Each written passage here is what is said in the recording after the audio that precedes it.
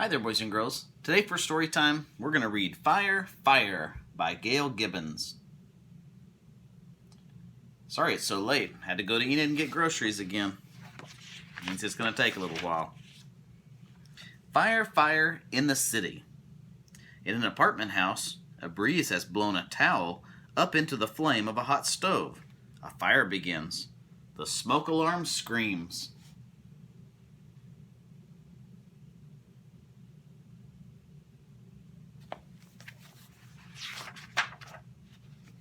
A phone call alerts the fire dispatch center.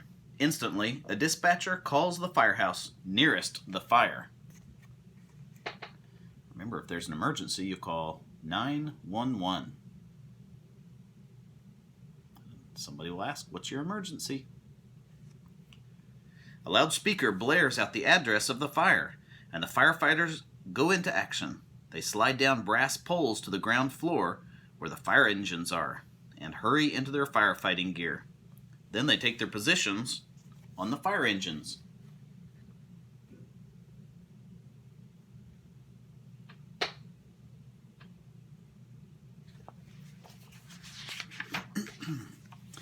The big trucks roar out of the firehouse. Sirens scream and lights flash.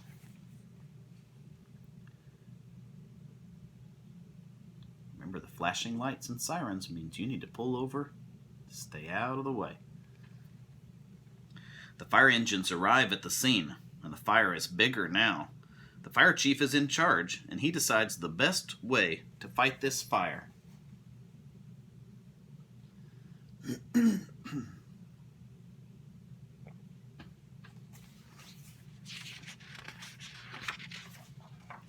Hoses are pulled from the trucks. Each separate fire truck is called a company. Each separate company has an officer in charge. The fire chief tells each officer in charge what he wants the firefighters to do.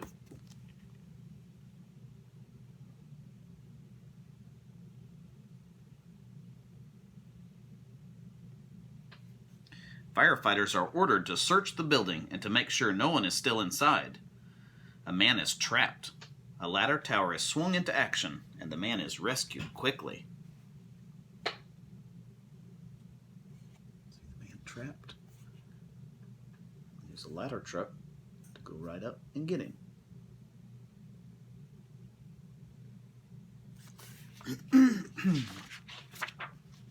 At the same time, an aerial ladder is taking other firefighters to the floor above the fire. Inside, the firefighters attach a hose to the building's standpipe. Water is sprayed onto the fire to keep it from moving up through the apartment house.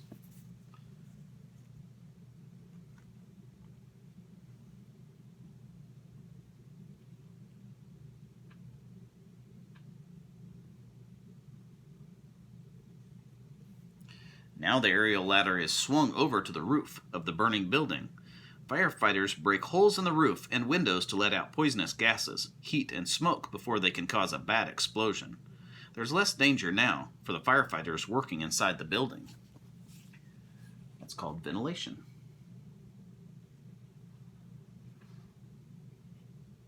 You have to be careful when ventilating a fire because that also gives more oxygen and air to the fire.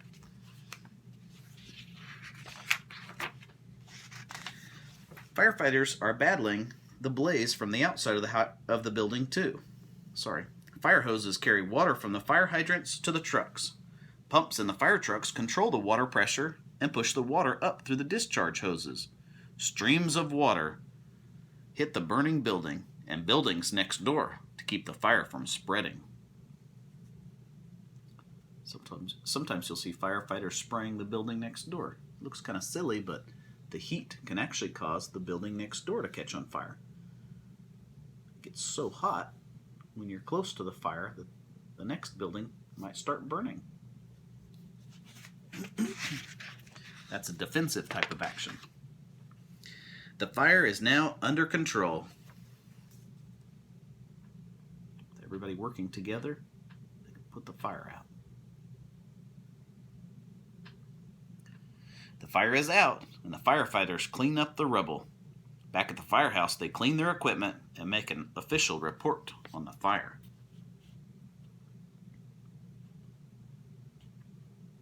fill out paperwork. That's not much fun. City firefighters take turns living at the firehouse. There are firefighters on duty day and night. Between alarms, they practice and they train. And they also teach people fire prevention too. See them practicing and training, talking to kids about fire safety. To be careful. That was fire in the city. This is fire in the country. A barn has caught on fire. A spark from an old electrical wire has ignited some hay. A fire in the country is much different than a fire in the city. An emergency call is made to the fire dispatch center. This is a central fire dispatch center for several country towns.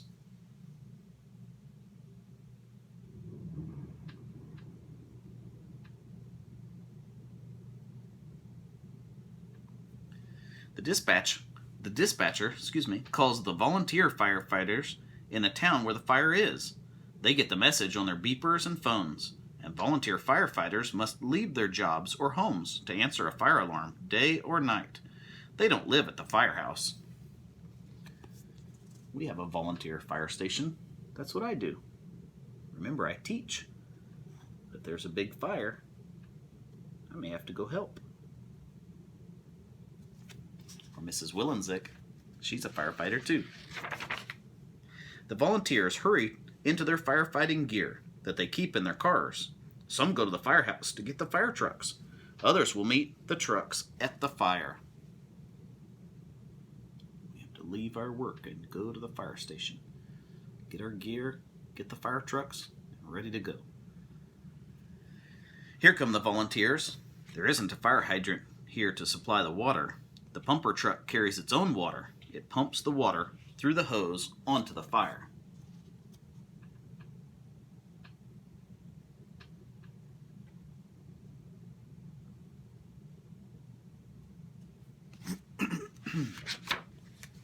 The pumper truck runs out of water, and a tanker truck is standing by to help out.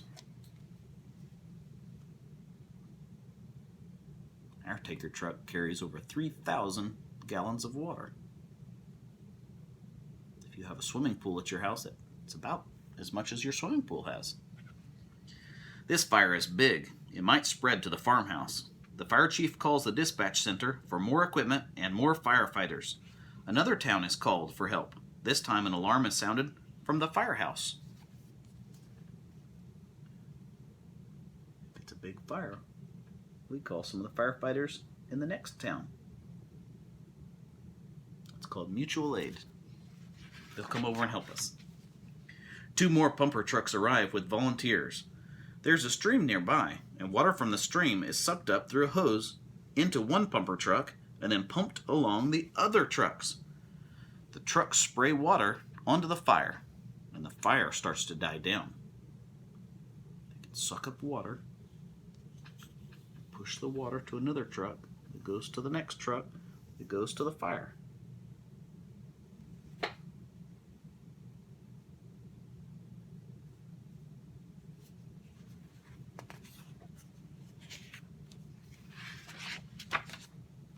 The fire is out, and the farmhouse is saved.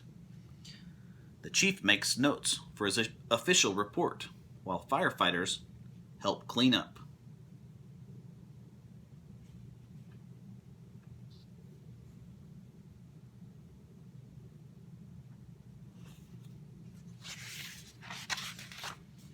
The volunteers return to the firehouse to clean their trucks and equipment. They will go back to their jobs and homes until they are called again.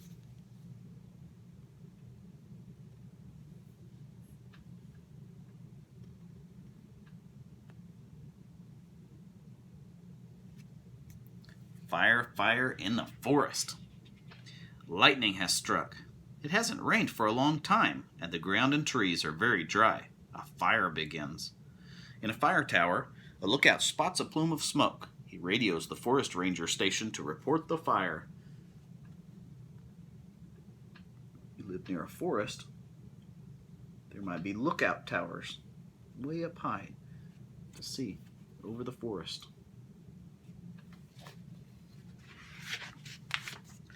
In moments, propeller planes fly in to help. Smoke jumpers in their jumpsuits parachute down to the scene. The firefighting supplies are dropped in as well. It would take too long to drive or walk to the fire, so these guys jump out of airplanes and parachute close by.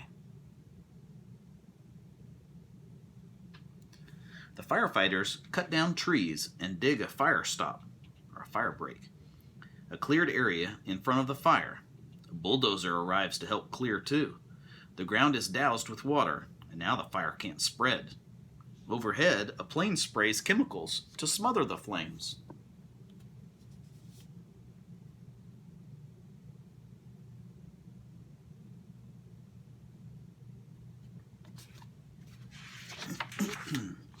The fire is over, and the smoke jumpers and supplies are picked up. Back at the Forest Ranger Station, a fire report form is filled out and filed. Sometime later, new young trees will be planted to help the damaged forest grow again.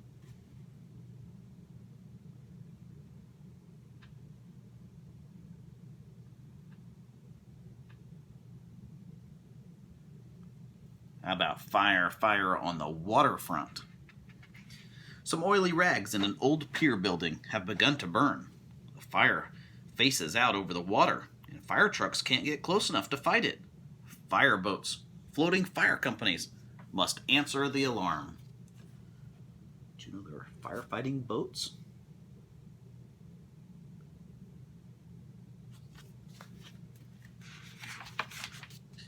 The fireboats aim their water nozzles at the pier.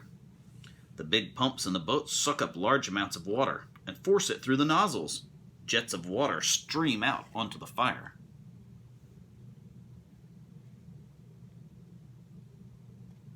See, they spray water out onto the pier building. The fire trucks can't get close to it because it's out over water. The fire sizzles and crackles, and soon the fire is out.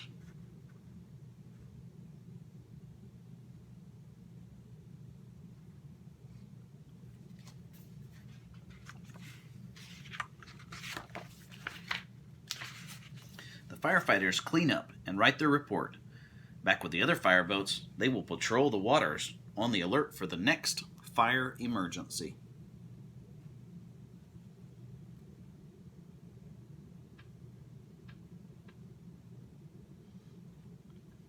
It says there's different kinds of fires and different kinds of firefighters. They are all ready to fight a fire the moment that they are needed. Remember, firefighters in the city, volunteer firefighters. Remember the smoke jumpers? Go out and fight forest fires, wildfires. And then fire companies, firefighters on the water. Pretty neat, huh? On the very last page, it talks about firefighting equipment and ways to prevent fire. I hope you enjoyed the story today. Fire, Fire by Gail Gibbons. Sorry I was so late. Sometimes that happens. The end. See you tomorrow. Bye-bye.